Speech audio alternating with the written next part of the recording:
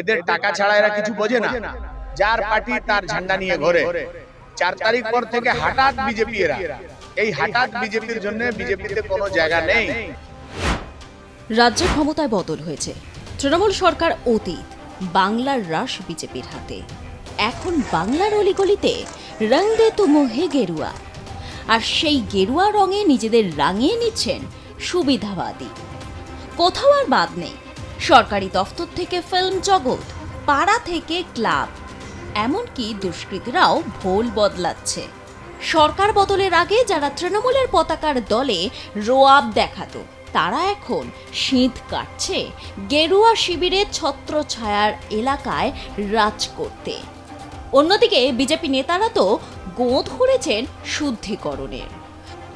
কোথাও বেনো জল ঢুকতে দেয়া হবে না। টাকা ছাড়া এরা কিছু বোঝে না। যার পার্টি তার ঝান্ডা নিয়ে ঘোরে। 4 তারিখ পর থেকে হঠাৎ বিজেপি এরা, এই হঠাৎ বিজেপির জন্য বিজেপিতে কোনো জায়গা নেই। আমাদের সিএম শুভেন্দু অধিকারী, আমাদের রাজ্য সভাপতি সাংসদ শ্রমিক ভট্টাচার্য স্পষ্টভাবে বলেছেন যে আর আমরা টিএমসির কোনো লোককে বিজেপিতে নেব না। আমরা আরো কয়েকজনকে দেখেছি যারা কাঁধে ঝান্ডা নিয়ে ঘুরছে, কালকে শপথ গ্রহণে পৌঁছে গেছে টিএমসির নেতারা। এই সব অবসরবাদী লোকেদের জন্য বিজেপিতে কোনো স্থান নেই। আমার কর্মীরা যারা মার খেয়েছে, যারা সংঘর্ষ করেছে, যারা নিজের সমস্ত সমর্পিত করে ভারতীয় জনতা পার্টিকে স্থাপিত করেছে, তার স্থান এই অবসরবাদী নেতারা নিতে পারে না। ওদের জন্য আমাদের স্পষ্ট বার্তা আছে, আপনি কাঁধে বিজেপির ঝান্ডা নিয়ে নিন, মুখে গেরুয়া বীর মেখে নিন, সেই গেরুয়া বীর মেখে নিলে বিজেপি হতে পারবে না। যারা এই ধরনের আচরণ করছে তাদের বিরুদ্ধে পুলিশ কঠোর পদক্ষেপ নেবে। হাওড়া লিচু বাগানের গুড্ডুর কি হবে? মসনাদে বিজেপি বসার খবর পেতেই সে নিজেই তৃণমূল থেকে বিজেপি পতাকা কাঁধে এলাকা দাপাচ্ছে। এলাকাবাসীরাও ত্রস্ত। তারা তো ভেবেছিলেন সরকার বদল হলে গুড্ডুর দাপাদাপি কমবে, কিন্তু কি ভাবা আর কি কাজ। গুড্ডু রাতারাতি রং বদলে বিজেপি হয়ে গেছে বলে এলাকায় প্রচার করছে। তাহলে কি গুড্ডুর দলবদল শাস্তি পাবে না? बीजेपी হয়ে গেলে তো আর তার কেশাগ্র ছুতে পারবে না প্রশাসন। कोई कुछ नहीं। जब एक बैग 4 बजे हटाक 4 बजे एकदम ऐलान हुआ कि बीजेपी का सत्ता आ रहा है, तो गुड्डू खान जल्दी से आया, आकर के अपना घर का तृणमूल का पूरा झंडा उंडा नोच के फेंक दिया और अपने घर पे बीजेपी का झंडा लहराया। उसके बाद से पूरे बस्ती को, जितना उसका आदमी है, सबको लेकर, यहाँ तक कि वो बाहर से भी मैंने बुलाया हुआ है, बाहर से क्रिमिनल वगैरह सब बुला लिया। हमारे शौहर का मर्डर किया अवैजुल हक खान का 2021 में, तो उसका उसमें जितना भागा हुआ है सबको बुला लिया है, पहले ही से बुला करके रखा। और जब ये ऐलान हो गया कि बीजेपी जीत गया, तो वो एकदम धड़ाक, वो तो खुद तृणमूल करता था, लेकिन एकदम धड़ाक से कहा तो हम बीजेपी का नेता है, बीजेपी को बदनाम करने के लिए, हाँ बीजेपी का नेता बन गया रिजल्ट निकलते ही। उसके बाद एकदम दौड़ के मेरे हॉल की तरफ से हमला करते हुए पूरा इधर से मेरे घर से गया। হাওড়া লিচু বাগানে এখন সন্ধে নামলেই দরজা দ্রুত বন্ধ হয়ে যায়। চায়ের দোকানে আড্ডা থমকে যাচ্ছে হঠাৎ মোটর বাইকের শব্দে। এলাকার বহু মানুষের দাবি, ভোট পরবর্তী আবহে পুরনো এক দাপুটে মুখ, আবার নতুন রাজনৈতিক পরিচয় ফিরে এসেছে। আর সেই প্রত্যাবর্তনের সঙ্গে জুড়েছে ভয়, হামলা ও প্রতিশোধের অভিযোগ। অভিযোগের কেন্দ্রে মাসুদ আলম খান, যিনি এলাকার গুড্ডু নামেই বেশি পরিচিত। একসময় বাম শিবিরের ঘনিষ্ঠ কর্মী হিসেবে পরিচিত ছিল। এই ব্যক্তির বিরুদ্ধে অতীতে তেলের ট্যাঙ্কার লুট থেকে শুরু করে ছদ্মবেশে অপরাধ চক্র চালানোর অভিযোগ উঠেছিল। যদিও সেই সব অভিযোগে তার তরফে প্রকাশ্যে কোনো প্রতিক্রিয়া মেলেনি। পরে রাজ্যের রাজনৈতিক পালাবদলের সঙ্গে তিনিও শিবির বদলান।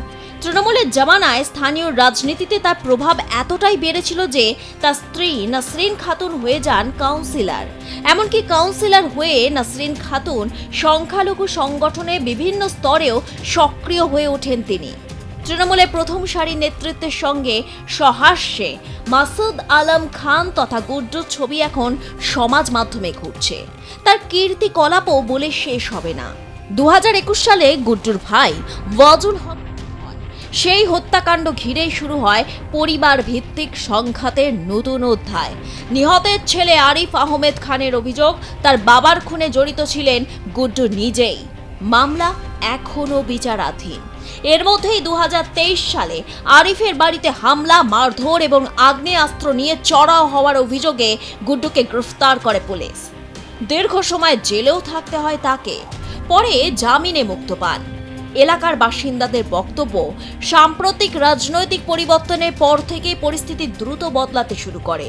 অভিযোগ, ফল ঘোষণার পর নিজেকে বিজেপির নেতা বলে পরিচয় দিয়ে গুড্ডু ফের এলাকায় সক্রিয় হন। লিচু বাগানের বিভিন্ন গলিতে নতুন পতাকা টাঙানো থেকে শুরু করে সিসিটিভি ভাঙচুর, দোকানদারদের হুমকি এবং বিরোধী শিবিরের কর্মীদের মারধরের অভিযোগ উঠেছে তার ও তার অনুগামীদের বিরুদ্ধে। सब पार्टी तो सब करता है, लेकिन एक ना जीत हार तो ये होता ही है। जो भी जीता, हम लोग बीजेपी भी जीता तो खुश और तृणमूल भी जीता तो खुश।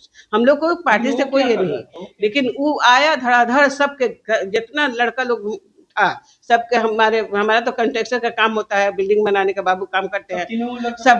हाँ, सबको मारा नहीं, सबको तो ऐसा खींच खींच के घर में ले गया। दो रोड में किसी को नहीं मारा, सबको घर में बंद करके मार रहा है और बोल रहा है कि अगर बाहर निकल के केस सीसीटीवी फुटेज सब तोड़ दिया। उधर का मुन्ना डेकोरेटर का तोड़ा और मेरा घर का तोड़ा, दुकान वाला को भी मारा और बहुत से लोगों को मारा है। लेकिन लोग सर आपके सामने कोई मुंह नहीं खोलेगा, उसका इतना यहाँ गुंडागर्दी चलता है। हाँ, वो अभी भी तृणमूल ना है ना तो बीजेपी में कहीं नहीं है, लेकिन अभी भी अत्याचारी इतना है सर कि क्या बताएं। मेरा हम चाहते हैं कि वो हमारे शौहर का मर्डर, हमारे घर पे 2023 में हमला किया था, उसका हम ऑलरेडी 307 हम केस लड़ रहे हैं। वो अभी बेल पर छूटा हुआ है। हाँ, वो केस हमारा चल रहा है, वो बेल पर है। वो है कमरुज्जमा है और सब और बहुत लड़के हैं, पीटीएस राजा है, ये सब है। तो उन लोग को असफ खान है, सब है। उसका बेटा बड़ा वाला, उसका बड़ा वाला बेटा रेपिस्ट भी है, वो रेपिस्ट में जेल भी गया है। उसका बड़ा बेटा जेल भी गया है, जेल से छूटा है, वो भी बेल पर है। सब इतना होते हुए भी फिर भी वो हमारे पर इतना भी अत्याचारी किया है सर। हम बहुत डरा हुआ है सर। ভয় এরকম ভয় আমার মেয়ে কোথা গেল, ছেলে কোথা গেল, আমাকে কিছু মালুম নেই। আমি তো এরকম আমি যা দাঁড়িয়ে জম মারলে তুমি কি করবো, আমি ছেলের মেয়ে আছে স্যার, আমার করাচ্ছে স্যার, সবাইকে করাচ্ছে, সব পালিয়ে গেছে। পুরা পুরা কই নেই, সব ছেলেটা সব পালিয়ে গেছে, একটা ছেলে নেই, সব ঘর ছাড়া পালিয়েছে। গুড্ডু খান। আপনারা কমপ্লেন করেছেন, অভিযোগ করেছেন? হ্যাঁ স্যার, কমপ্লেন করেছি স্যার। পুলিশ বসিয়েছে, একজন পোস্টিং দিয়েছে। কাজ বলে হবে, কাজ হবে, এতদিন হয়ে গেছে স্যার, কাজ কিন্তু উপর থেকে হচ্ছে না। স্থানীয় এক ব্যবসায়ীর কথায়, রাতে দোকান খোলা রাখার সাহস পাচ্ছেন না। কার সঙ্গে কথা বলছি সেটাও এখন ভেবে বলতে হচ্ছে। আরেক তৃণমূল কর্মীর দাবি, যারা এতদিন একই দলে ছিলেন তারাই এখন ভয়ে বাড়ি ছেড়ে অন্যত্র আশ্রয় নিচ্ছেন। রাজনৈতিক রং বদলালেও এলাকার পুরনো আতঙ্কটা বদলায়নি। এই ঘটনার রাজনৈতিক অভিঘাতও কম নয়, কারণ এখানে দ্বন্দ্ব কেবল দু দলের মধ্যে সীমাবদ্ধ নয়, বরং একই রাজনৈতিক পরিসরের ভেতরে বহু বছরের ব্যক্তিগত সংঘাত, দখলদারি এবং প্রভাব বিস্তারের লড়াই নতুন মোড় নিয়েছে। হাওড়ার এই অংশে রাজনীতি যেন ক্রমশ মতাদর্শের চেয়ে পেশি শক্তির বড় হয়ে উঠেছে। নাজিরগঞ্জ থানার ভূমিকা নিয়েও প্রশ্ন উঠছে। একাধিক অভিযোগ জমা পড়লেও গুড্ডুর প্রভাব কমেনি, যদিও উত্তর হাওড়া কেন্দ্রের নবনির্বাচিত বিধায়ক আশ্বাস দিয়েছেন সুশাসনের। অবসরবাদী লোকেদের জন্য বিজেপিতে কোনো স্থান নেই। আমার কর্মীরা যারা মার খেয়েছে, যারা সংঘর্ষ করেছে, যারা নিজের সমস্ত সমর্পিত করে ভারতীয় জনতা পার্টিকে স্থাপিত করেছে, তার স্থান এই অবসরবাদী নেতারা নিতে পারে না। ওদের জন্য আমাদের স্পষ্ট বার্তা আছে, আপনি কাঁধে বিজেপির ঝান্ডা নিয়ে নিন, মুখে গেরুয়া বীর মেখে নিন, সেই গেরুয়া বীর মেখে নিলে বিজেপি হতে পারবে না। যারা এই ধরনের আচরণ করছে তাদের বিরুদ্ধে পুলিশ কঠোর পদক্ষেপ নেবে। কালকে আমাদের নবান্নতে বৈঠক আছে, সেই বৈঠকে স্পষ্টভাবে সিএম বার্তা দিয়ে দেবেন, এই ধরনের রাজক লোকেদের জন্য সমাজে কোনো স্থান নেই। পুলিশের কাজ পুলিশ করবে না, আমরা তো টিএমসির মতন পুলিশ চালাবো না, পুলিশের কাজ পুলিশ করবে। যা অভিযোগ হয়েছে সে অভিযোগ আপনি যদি বলছেন আমিও একবার বলবো। এই ধরনের যারা আচরণ করে মানুষকে ভয় দেখাচ্ছে, তোলাবাজি করছে, বম চালাচ্ছে, গুলি চালাচ্ছে, বম গুলির জন্য আর পশ্চিমবাংলায় কোনো জায়গা নেই। কালকে আপনি শুনতে পারবেন আমরা পশ্চিমবাংলায় যত বেআইনি অস্ত্র আছে সমস্ত উদ্ধার করাবো। তারপরে কারো বাড়ি থেকে যদি বেআইনি অস্ত্র উদ্ধার হয় তার কি হবে, তার জবাব তার মা বাবাও দিতে পারবে না। যারা সন্ত্রাস করছে তাদের বিরুদ্ধে কি ব্যবস্থা নেবে? একদম কঠোর পদক্ষেপ নেওয়া হবে। আমি তো বারবার আপনাকে বলছি, প্রশাসনকে আমরা স্পষ্ট বলেছি, এই পশ্চিমবাংলায় কাল থেকে আইনের রাজ চলবে, কোনো রাজনৈতিক দলের রাজ চলবে না। বাম আমলে অবসানের পর সমাজবিরোধীরা রং পরিবর্তন করে, তৃণমূলের পতাকার নিচে এতদিন রাজ করে গেছে। এবারও কি সেই ট্র্যাডিশন? বিজেপির আশ্রয়ে এলাকার দাপট ধরে রাখার চেষ্টা চালাচ্ছে গুড্ডোর মতো সমাজ বিরোধীরা। যদিও পুলিশের একটি সূত্রের বক্তব্য, পরিস্থিতির উপর নজর রাখা হচ্ছে এবং কোনো অশান্তি বরদাস্ত করা হবে না। তবে লিচু বাগানের মানুষ এখন অন্য হিসেব কষছেন। তাদের প্রশ্ন, যে রাজনীতির কেন্দ্রে থাকার কথা ছিল উন্নয়ন ও নিরাপত্তা, সেখানে কেন বারবার ফিরে আসছে দখল, ভয় আর প্রতিশোধের পুরনো ছক? ব্যুরো রিপোর্ট, আর প্লাস নিউজ।